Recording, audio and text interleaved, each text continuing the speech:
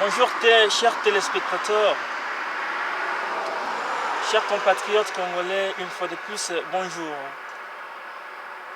J'interviens aujourd'hui après le discours de Joseph Kabila sur l'état de la nation. Un discours qu'il a qualifié de tour d'horizon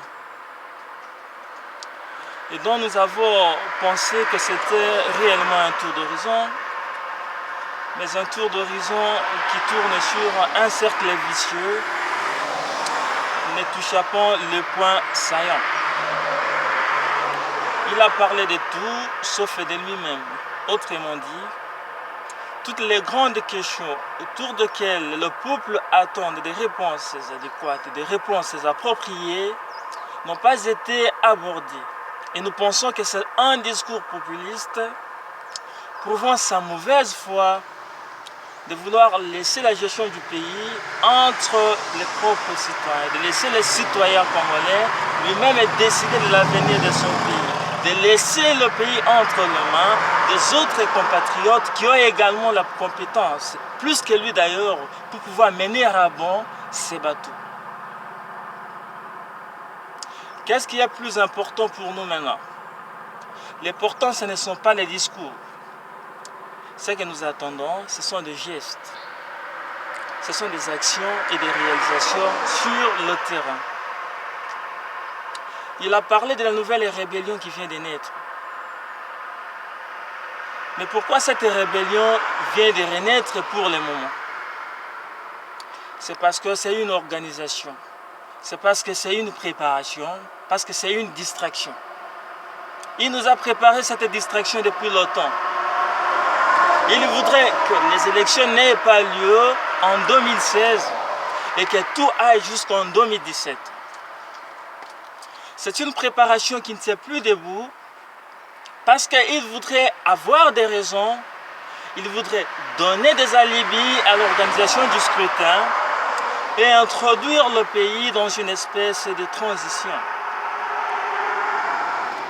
Ma deuxième intervention se situe au niveau du rapport du Bureau conjoint des Nations Unies sur le droit de l'homme, qui a publié un rapport vraiment encourageant sur toutes les formes de violations commises en République démocratique du Congo, dont les plus importantes sont ceux commis en janvier 2015 lors du soulèvement populaire. Et faudrait-il les rappeler que c'est lors de ce soulèvement populaire que ce gouvernement a mis en place une autre stratégie, la stratégie de ce que nous avons appelé la tuerie en silence. En tuant en silence, il a organisé également un autre système, c'est le système d'amener les pays vers une transition. Et pour que cette transition ait lieu, il faudrait commencer par détruire l'appareil administratif. Par appareil administratif, nous voyons que les désordres commencent, les rébellions commencent à naître. Et à travers cette naissance de rébellion, il n'y aura pas de stabilité. Parce qu'il n'y a pas de stabilité, on dirait qu'il n'y a pas moyen d'organiser les élections. Et du coup, le pays entre en transition. Nous sommes en train de vivre les fruits du désordre au Burundi. Ce qui se passe au Burundi ne peut pas se passer en République démocratique du Congo, tout simplement parce que tout le peuple est debout et a compris les jeux rwandais, a compris les jeux burundais, a compris les jeux de la Brazzaville et a compris les jeux de Joseph Kabila. Et nous voulons faire ce que nous appelons le jeu du Burkina Faso.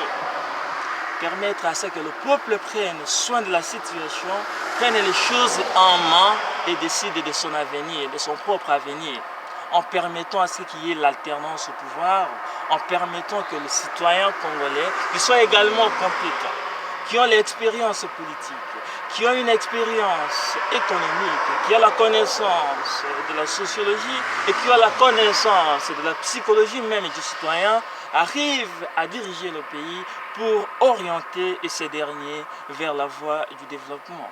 Un développement durable, un développement humain dont toute l'humanité aujourd'hui a besoin. Le temps de vivre sous perfusion de l'aide extérieure est révolu. Nous avons toutes les capacités économiques. Le Congo est reconnu comme étant un pays à scandale géologique. Et qu'est-ce que nous en faisons? Nous avons un avantage avec la mer, avec les fleuves et tout. Qu'est-ce que nous en faisons? Nous n'avons pas de bateaux de pêche capables de nous permettre de pêcher et de faire en sorte qu'il y ait des industries de transformation. Qu'est-ce que nous faisons de toutes les richesses que la nature nous a données? Nous avons la forêt, qu'est-ce que nous en faisons?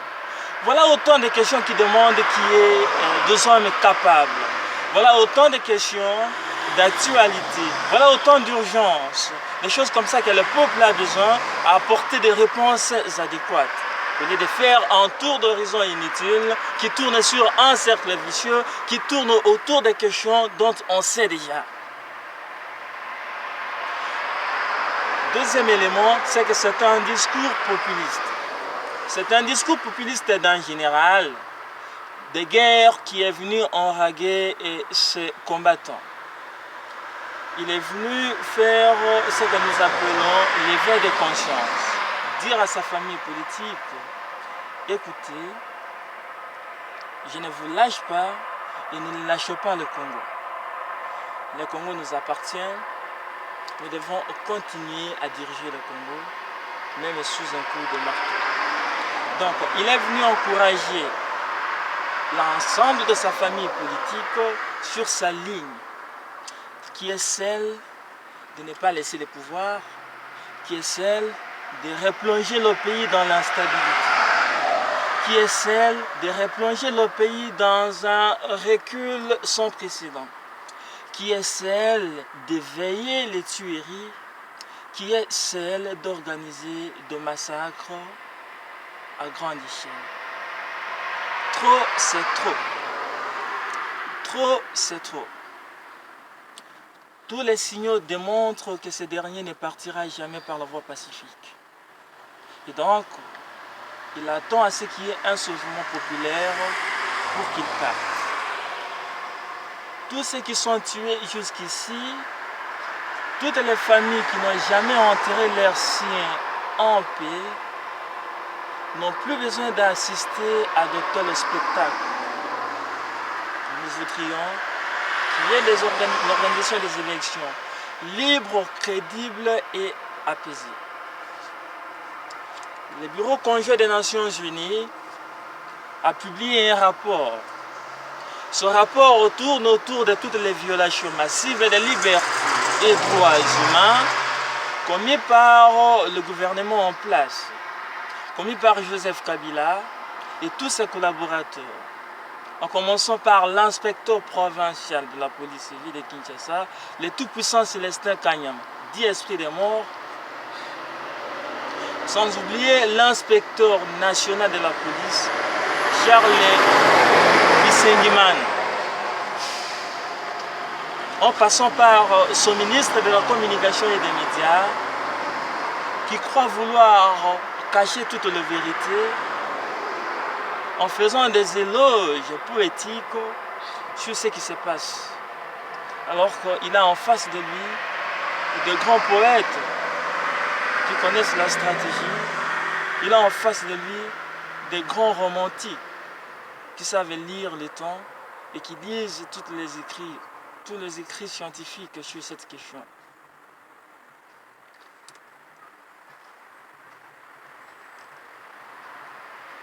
Aujourd'hui, il y a une actualité politique dans le pays. L'opposition s'est réunie au Sénégal pour essayer de parler d'une seule voix. Cette réunion est à saluer.